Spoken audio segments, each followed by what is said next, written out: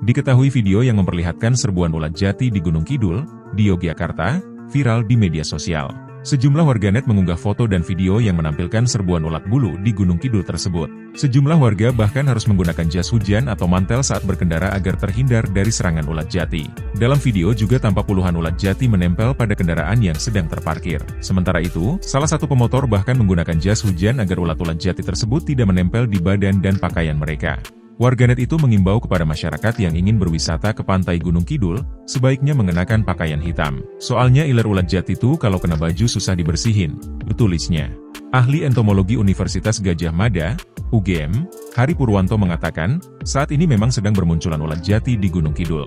Seperti namanya, ulat-ulat ini hidup di daun-daun pohon jati sebagai sumber makanannya. Kondisi tersebut didukung pula dengan banyaknya pohon jati di Gunung Kidul. Iya, begitu daun jati sudah rimbun, muncul ulat ini, kata Hari. Pohon jati diketahui mempunyai kemampuan meranggas atau menggugurkan daun-daunnya pada musim kemarau untuk mengurangi penguapan air. Kemudian, dedaunan pohon jati akan bermunculan kembali ketika memasuki musim hujan seperti saat ini. Betul, jadi tak hanya di Gunung Kidul, daerah yang banyak pohon jatinya, akan mudah ditemukan ulat jati, ungkap Hari. Konon, ulat jati ini munculnya setahun sekali di awal musim penghujan. Ulat ini sering terlihat bergelantungan dan turun di sekitaran pohon jati. Bagi sebagian orang ini menakutkan, tapi bagi sebagian lagi, ini menjadi momen yang ditunggu karena ulat jati bisa dijadikan kuliner.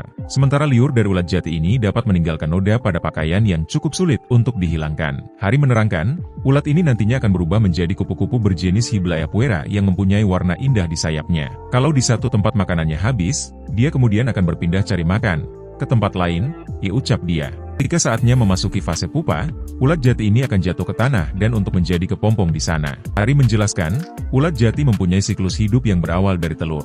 Setelah itu, berubah menjadi ulat seperti yang terjadi saat ini. Kemudian pupa atau kepompong, lalu kupu-kupu, ujar dia.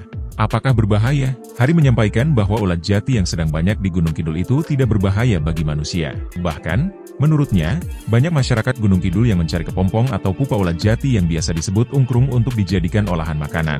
Ungkrung ulat jati umumnya berbentuk lonjong dengan warna beragam seperti merah atau oranye dan memiliki ukuran sekelingking bayi.